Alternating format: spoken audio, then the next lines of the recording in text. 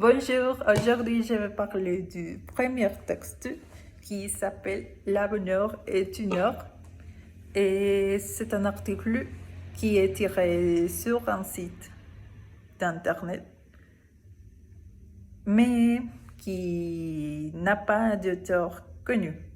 Et cependant, le thème central de ce texte est montrer les résultats de la dernière enquête qui a été réalisée en 2018 sur la satisfaction des gens à l'égard de la vie qu'ils mènent.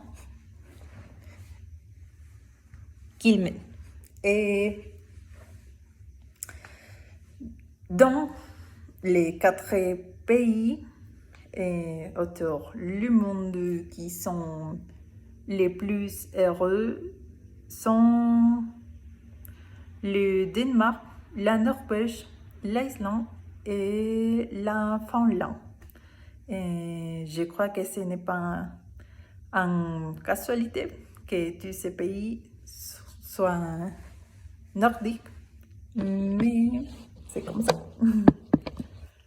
Mexique, il n'est pas dehors cette liste des pays les plus heureux, mais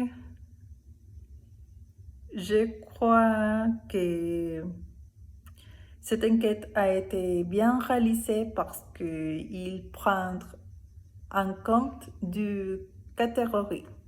La première s'agit du le plan individuel pour attirer le bonheur. Et il s'agit par exemple de les relations qu'on a, ils soient amicales, familiales, peut-être aussi dans le travail. Et la seconde catégorie s'agit de la collectivité, c'est-à-dire de la relation qu'on a avec le monde, avec l'extérieur, mais qu'on vit en société. Et je crois que c'est très important de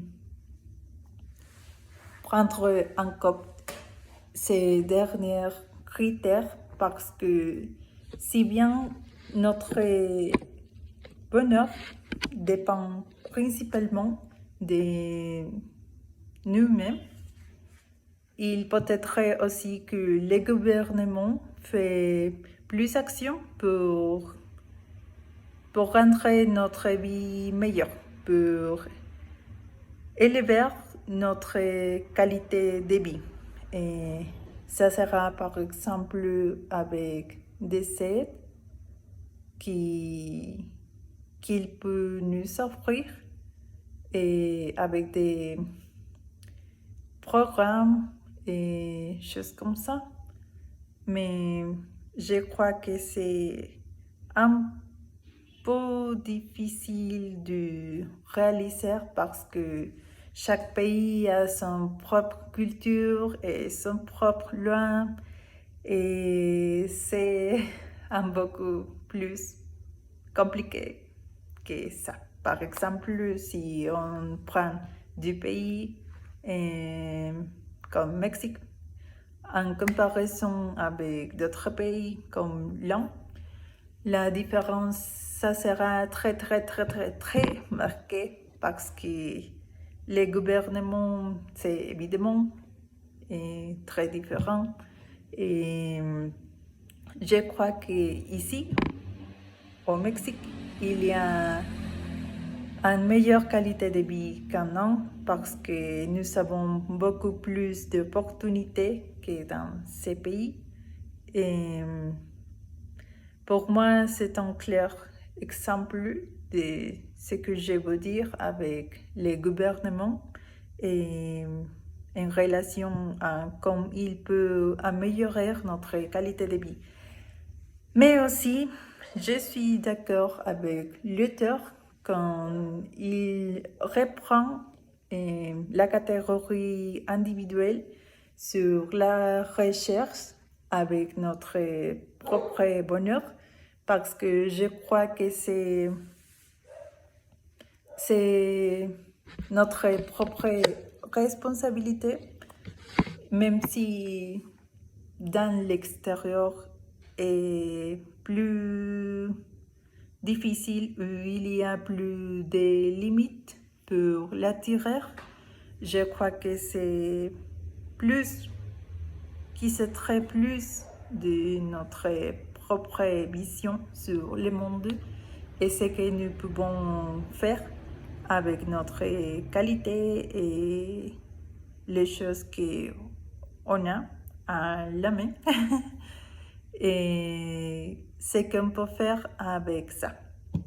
Même si l'ambiance est comme un pause ou comme une difficulté pour continuer. Et